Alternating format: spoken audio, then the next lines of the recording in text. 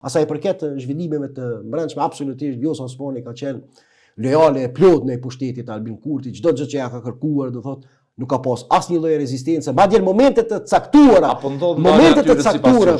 Apo shihni që po ndodh ndarja atyre. Po tash kjo varet rrit. Apo shihni po them indikator se mund ndodh ndarja aty, mund të ndajnë rrugët.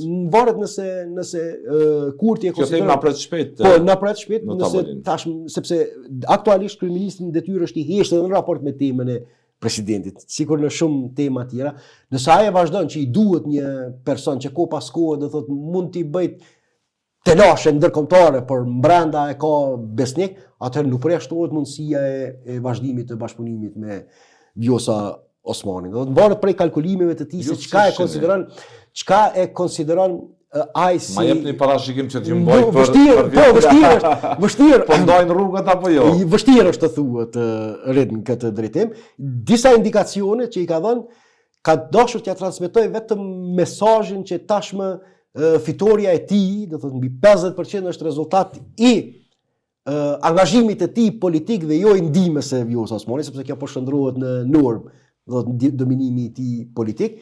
Në këtë drejtim e ka transmetuar mesazhin që nuk e ka nevojën e tij politike. Mirë, po në anën tjetër, do thotë ekziston tashmë dyshimi apo kalkulimi që nëse Kurtit i duhet një presidente që ja bën aminin sa i përket zhvillimeve të brendshme, atëherë nuk ka arsye që të kërkojë partner tjetër në këtë drejtim. Pra në këto tensione marr parasysh edhe sfidat që e presin Kosovën, mos harrorit nëse ende nuk janë bërë të qarta, pa disa deklarime të ministrit të punëve të jashtme të Rusisë që jemi në kontakt me Shtetet e Bashkuara të Amerikës edhe për Ballkanin Perëndimor, që nënkupton dilema për ndarje në zonave të reja të interesit. Ballkani është një pjesë e platformës së negocimit ndërkombëtar për patat të krizave. Ndonse nuk e bëri të ditur nga e ka burimin, mirë, po një analist i njohur nga Serbia, Dušan Njanić, deklaroi që po përgatitet një marrëveshje në Washington, e cila duhet të parashojë edhe njohjen reciproke ndërmjet Kosovës dhe Serbisë. Dhe kjo njohje reciproke kalon me automatizëm nga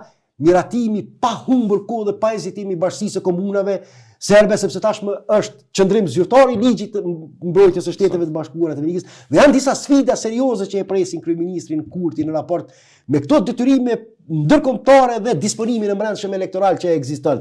Dhe këto tensione duket që kanë ndikuar që ai ti kalkulojë, ti mendoj se cili është opsioni më i mirë për ti dhe për pozitën e presidentit që mbetet shihet gjatë ditëve në VM.